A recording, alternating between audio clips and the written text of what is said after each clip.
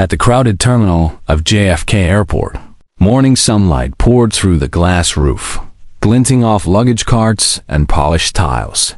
Travelers hurried past, pulling suitcases, sipping coffee, lost in their own worlds. Among them, a police dog named Rex trotted beside his handler, alert, focused, trained to detect danger. Everything was routine. Until suddenly, Rex froze.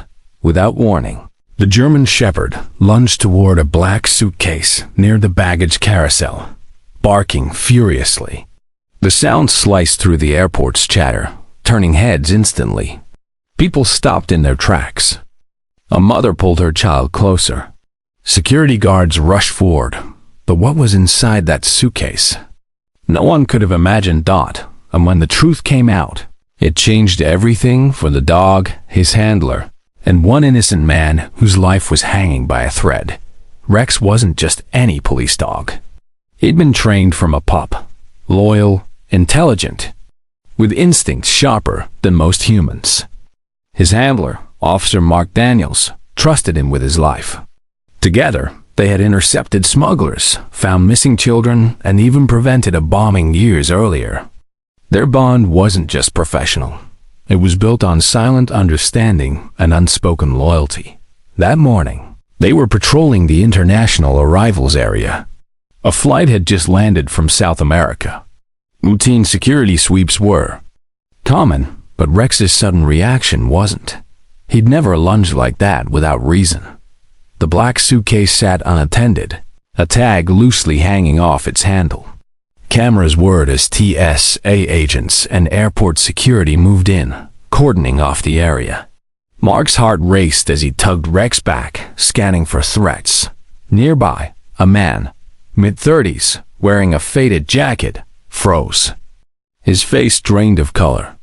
As he realized what was happening, the suitcase looked familiar. It was identical to his Dot, and in that moment, his life took a turn he'd never recover from. Within minutes, the airport went into controlled lockdown. Passengers were evacuated from the area as bomb disposal teams were called in. The man was detained. His passport said his name was Carlos Mendoza, a maintenance worker returning home from visiting family in Colombia. He protested that his suitcase had been switched by mistake. But no one was listening. The officers opened the bag carefully, layer by layer. Inside were neatly folded clothes, and hidden among them, several sealed packages wrapped in duct tape. The chief investigator's voice was sharp. Narcotics, high grade. Carlos broke down. He insisted he'd never touched drugs in his life. He'd worked 2 jobs, barely scraping by to support his wife and daughter.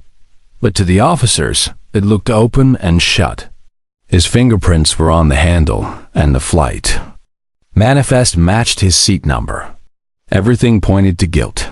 Yet, something about Rex's behavior puzzled Mark. The dog wasn't trained to react to narcotics. He specialized in explosives. So why did he react so violently to that suitcase? When Mark checked Rex's alert pattern logs later that day, he realized something chilling. Rex hadn't been signaling drugs. He'd been signaling danger. The chemical traces of explosives, faint but undeniable. And if that was true, someone had switched Carlos's suitcase on purpose. Mark couldn't shake the feeling something was wrong. Late that night, after hours of paperwork, he went back through surveillance footage. Frame by frame, he studied the baggage carousel before. The commotion began, and there it was, a man in a business suit, wearing sunglasses indoors, subtly swapping luggage tags between 2 identical black suitcases.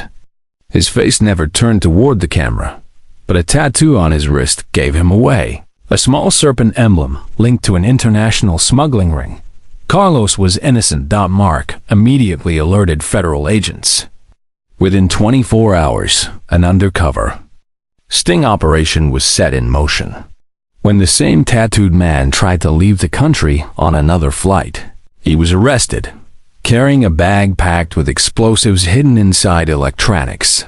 The investigation revealed the plan.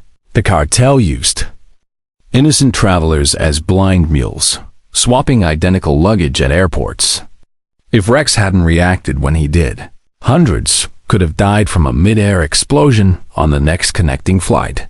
The headlines the next morning read, "Police dog saves hundreds in airport bomb plot." Carlos was released immediately, his name cleared. Tears streamed down his face as he embraced Mark and Rex. The news outlets called Rex a hero. Medals, ceremonies, interviews.